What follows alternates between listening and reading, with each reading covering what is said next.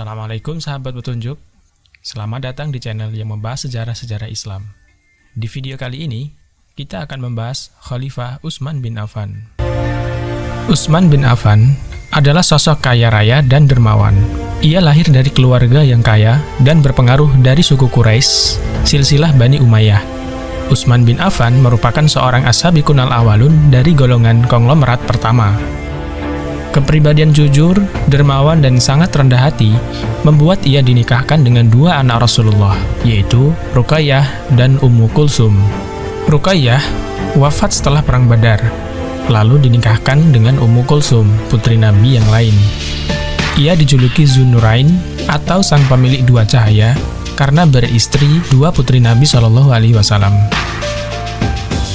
Utsman bin Affan diangkat sebagai khalifah pengganti Umar bin Khattab pada awal Muharram tahun 24 Hijriah atau 644 Masehi. Sebelumnya, Khalifah Umar bin Khattab telah menetapkan 6 orang sahabat untuk bermusyawarah memilih khalifah di antara mereka. 6 orang tersebut adalah Utsman bin Affan, Ali bin Abi Thalib, Zubair bin Awam, Thalhah bin Ubaidillah, Abdurrahman bin Auf, dan Sa'ad bin Abi Waqqas. Mereka sepakat memilih Utsman bin Affan.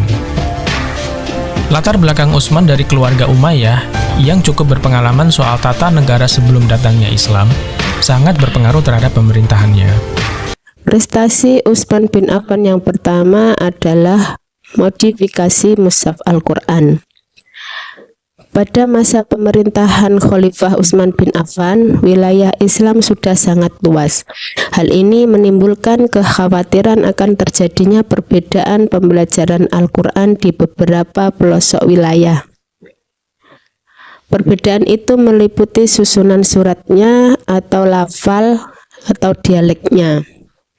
Salah seorang sahabat bernama Hudzaifah bin Yaman melihat perselisihan antara tentara Islam ketika menaklukkan Armenia dan Azerbaijan. Masing-masing pihak menganggap cara membaca Al-Quran yang dilakukan adalah paling baik. Perselisihan tersebut kemudian dilaporkan oleh Hudzaifah bin Yaman kepada Utsman bin Affan. Selanjutnya, beliau membentuk sebuah panitia penyusunan Al-Quran. Panitia ini diketuai oleh Zaid bin Sabit. Anggotanya terdiri dari Abdullah bin Zubair dan Abdurrahman bin Haris. Tugas yang dilaksanakan adalah menyalin ulang ayat-ayat Al-Quran dalam sebuah buku yang disebut mushaf.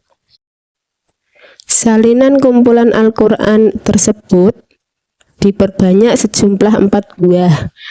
Salah satunya tetap berada di Madinah, sedangkan 3 lainnya dikirim ke Suriah, Basrah, dan Kufah. Semua naskah Al-Quran yang dikirim ke daerah-daerah itu dijadikan pedoman dalam penyalinan berikutnya di daerah masing-masing. Naskah yang ditinggal di Madinah disebut dengan Mushaf Al-Imam atau Mushaf Utsmani. Prestasi Khalifah Utsman bin Affan yang kedua yaitu renovasi Masjid Nabawi.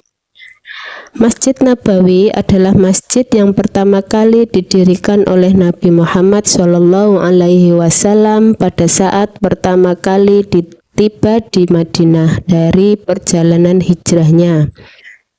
Pada mulanya, Masjid Nabawi berukuran kecil dan masih sangat sederhana.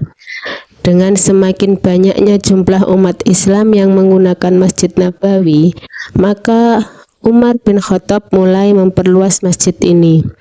Masjid Nabawi telah mulai dibangun sejak masa Khalifah Umar bin Khattab, yang kemudian dilanjutkan renovasinya dan diperluas oleh Utsman bin Affan. Selain diperluas, Masjid Nabawi juga dibangun dengan bentuk dan coraknya yang lebih indah. Prestasi Khalifah Utsman bin Affan yang ketiga yaitu pembentukan Angkatan Laut. Pada masa Khalifah Utsman bin Affan, wilayah Islam sudah mencapai Afrika, Siprus, hingga Konstantinopel. Muawiyah saat itu menjabat gubernur Suriah, mengusulkan dibentuknya Angkatan Laut. Usul itu disambut dengan baik oleh Utsman bin Affan. Kemudian dibentuklah Angkatan Laut dalam rangka menjaga keutuhan wilayah Islam. Dan prestasi Khalifah Utsman bin Affan yang keempat yaitu perluasan wilayah Islam.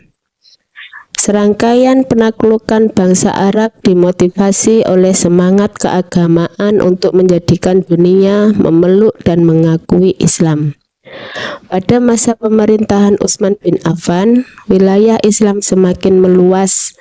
Wilayah perluasan di masa Khalifah Utsman bin Affan di antaranya: 1.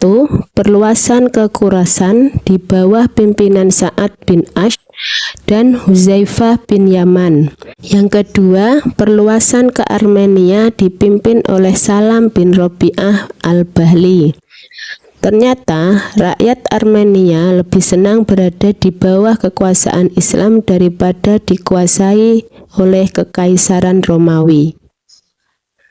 Yang ketiga, perluasan ke Afrika Utara atau Tunisia dipimpin oleh Abdullah bin Sa'ad bin Abi Sa'ad bin Abi Sarroh. Yang keempat, penaklukan Rai dan Azerbaijan dipimpin oleh Walid bin Uqbah.